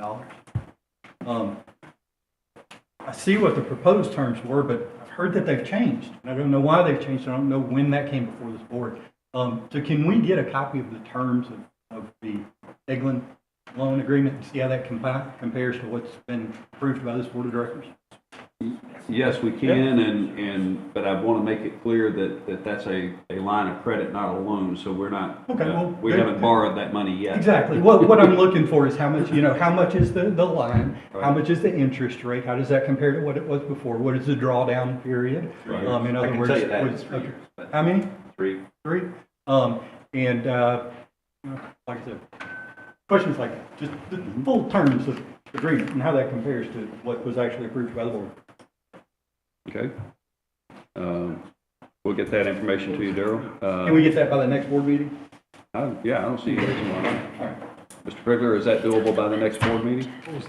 Yeah, we've already kind of started that research. I believe you've already done that research. It's on the board action without a meeting that everyone was. Yeah, there was a board action without a meeting apparently, and we'll rehash that and send that documentation out. No, we voted on it because Mark was not the only non-yay member on the initial max of what we would need for the Eglin project at the time. That was in 2020. 2021. I Yeah, wouldn't know. No, I know. Yeah. I want to say it was 23, but I hadn't known of any changes to that line of credit. But I'd like to see it too. Yeah, if you go back and read the minutes from those meetings, the original RFQ was for $23 million. Right. And then the bid that was for the management told the board, this is the one we want, and it's $17 million at night. And then I don't think it's $17 million today. It's $19 million today. Yeah. Are you sure? So I'd like to see the board meeting because I remember I thought it was I thought the board approved a maximum of 23. I didn't know it was. Yeah. Well, partly because engineering. At that point, you were trying to have proposals. Yeah. So check. Mr. Paul, you have a comment? Question actually. This Eglin project says you got Jacobs Engineering on it. Yes. I'm really hoping it's not the same Jacobs Engineering that Holly by the Sea used, because we had nothing but issues with it. Well, Jacobs is the engineering firm that I believe Santa Rosa County has identified to handle their portion of the project. Is that correct? Or it's Santa Rosa County or Jacobs is Santa Rosa County's engineers of record, I believe, and are one of the correct, Corey? Yeah, that's right. Okay. And back whenever we were drawing up the agreement, I think we decided that it would be easier if we just used Santa Rosa County's engineers, so that's how they ended up. And just Rather to than make having it, two it has engineering firms. Gone under a lot of like reorganization over the last 5 years, and they're completely different firms than what they used to be. Thank God. I think I know where you're coming from. They cost us a lot, they cost Holly by the Sea a ton of money. Yeah, they're completely different today. So, okay, thank you. Okay, yeah. All right, let's see, Club at Hidden Creek Management Board, Mr. Quigley. Yes, a brief update there. So I think the main kind of issue there is that we continue to see some really strong revenue numbers out there since the beginning of the year. We're getting feedback the course is in good condition. The operations team doing a good job kind of dealing with that increased traffic. So we're seeing positive news on the revenue side, and we're just working through these other issues with the how to handle the spray field costs and things like that. I did want to update the board on some, I guess, projects and activities out there. The club staff is planning on doing the aerating of their greens right after Memorial Day. It's kind of about the same time of year. They try to do that about the same time every year. During that time, and it was Tuesday the 30th, which would be the day after Memorial Day, they also want to start the bridge project, which is a project they've been kind of putting off and trying to find a good time to do it. So I think they feel doing that bridge work on, I believe it's, is it 3, Bill? Hole number 3? Yeah. Which is on 3. They're going to do that work at the same time they aerate the greens on that Tuesday, start the bridge work, and they will have to close the front 9 for a couple days. So I've talked with Trey about make sure we message that properly at the appropriate time to let the guests know that if they're coming in, they'll be aerating the greens. Of course, they'll have 9 holes closed. Hopefully only a few days at the end of May. All that's weather dependent. If the contractor can't get his bridge work done, we would delay that. So we've been wanting to kind of get to that project since I believe latter part of 22. So we're looking forward to getting that done. Okay. Any questions on that? Fairpoint. A couple quick items on Fairpoint. We're really close to having our member agreements finalized. We had a working group with the staff of the 3 member utilities. We've met, I believe, 2 or 3 times now, and we've worked out the majority of the issues, and we look to get those member agreements approved by the Fairpoint board here coming up in a week at the May board meeting. The other item is we are proceeding with the updating of our master plan at Fairpoint. That'll be a joint effort between MESI and BDI. The Fairpoint board approved that last month. I believe that master plan updates, I think it's around $57,000. And the big focus there is really 2 additional wells that we're going to need out there. Starting the planning and design for that, engineering in terms of where those are going to be located, and that kind of part of the study. So looking forward to starting on that as well. Thank you. Municipal engineering. Somebody going to cover that, Phil, or? I don't think there's anything. Yeah, I don't think he had any big issues. Okay. All righty. That's all of our committee updates. We're moving on to finance. We need to update the signers on our bond, Capital Trust Agency. I'm not going to read all that, but anyway. The recommendation from staff is to leave current signer Barbara Carowin, Director of Finance, and CEO to the authorized signers. Has a board member historically been a signer on that bond issue? It's usually staff. Usually you say. Then I'll make a motion to staff's recommendation. I second. Okay. Any discussion on that? All in favor say aye. Aye. Nays or abstention? Motion carries. Next up, Santa Rosa County reuse, Jacob's proposal for environmental services. Mr. Quigley. Yeah, so I believe Director Miller kind of introduced this item during his update. So now that we have the final draft of the lease or the final version of the lease, we have the actual kind of final list of environmental conditions we need to meet. We have to do a environmental management plan. We've got to go out and do survey for gopher tortoises, as well as the red cockaded woodpecker. So we got a couple of wildlife surveys to do, environmental management plan, and we're recommending that we use Jacobs to continue that work. They're involved in the design, so we're recommending that they proceed with the environmental work to satisfy the conditions of the lease. I'll make a motion to approve the proposal as presented. A second. Got a motion and a second. Any discussion on that? These were the additional ones that the Air Force put on us? Yeah. Yes.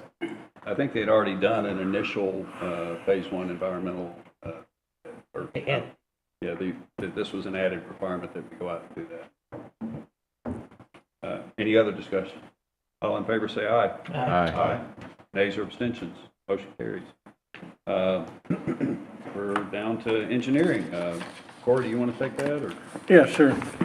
So it looked like I&I came down a little bit this month, but that's, probably just a result of rain. We still do think that there are probably still a couple of big connections that are causing some infiltration whenever it just rains and the water table's up some. So we're still looking for those actively. Besides that, lots of development projects. Water use was down a little bit, but overall nothing disastrous. I'd like to add that, as Mark kind of touched on, the Eggman project's moving along. We bid the project Phase 1A, which is the rib portion, a little bit of pipe work on May the 7th. As of this afternoon, we had 8 contractors that have picked up packets, plans. We're going to have a pre-bid on June the 6th. It's mandatory pre-bid, so if people are really interested, the guys will be there at that pre-bid. We're going to open bids on June the 20th. And then shortly after that, we would have to get you guys to get together and award the bid shortly after that, probably within a week. Jeff will probably be trying to get with y'all to set up a date where we can award a bid so we can get this project moving on down the road. The only other thing I was going to add was the booster pump station and the storage, the tank over here at Elevate. We're moving along with the plans. We're still waiting on electrical. We were supposed to have a meeting today, but Phil couldn't be available. Thursday. So we pushed that off till next Thursday. This Thursday. This Thursday. And hopefully that project will get kicked off shortly. Other than that, Kudos for moving so quick on getting those, that bid package out there.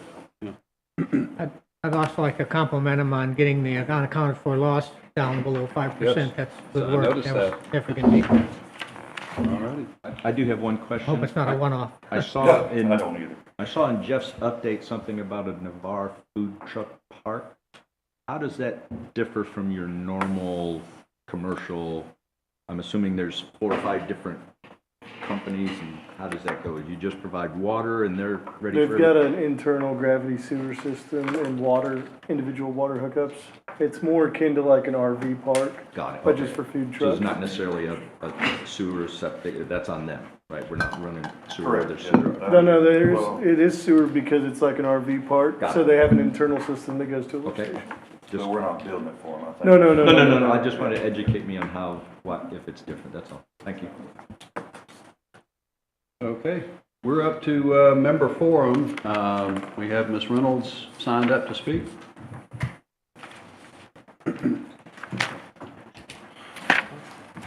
Carmen Reynolds, Navarre. I guess I missed the $7 million bond authorized signers. I'll just skip that. I'll talk to you later after that. I assume that we're doing very well with the lift station at High School Road. Is that finished? It appeared done yesterday. I just wondered if... They're getting very No, close. we're not done, we're getting close. It's definitely, I'd say 60%, 70%. Great. I wanted to mention that I presented on behalf of the Citizen-Led Watershed Protection Committee last week on Monday to the Board of County Commissioners a presentation about the well field protection area for East Milton, where the East Milton water users and Fairpoint Regional Utilities has their wells. I worked with Mr. Krigler a little bit, and he was able to review the PowerPoint slides that I prepared and didn't have any significant difficulties with it. And the main requirements that I had asked for in that WPA were to expand the capture zones from 500 feet to 1,000 feet, to restrict septic, the use of septics in the WPA. Are you all aware that there is currently a subdivision of 241 homes going into the WPA in an area of Nichols Lake, which in 2011, when the geospatial study was done, was indicated to have high nitrate loading at that time. So we've had 13 years of, 12 to 13 years of subsequent nitrate loading, and now we've got hundreds of homes going in there. So I had asked them to consider restricting the septics in there, which was the recommendation of the geospatial study. Also, I requested them to integrate the stakeholders, which are the respective water systems, when they're doing the development coordination. And finally, that the geospatial study needs to be updated. Now, I'm not sure that the county's going to do anything on that, but I was just looking for some grants for that specific purpose, and maybe East Milton Water System could share costs if we cannot locate a grant, but certainly they could be stakeholders on the grant.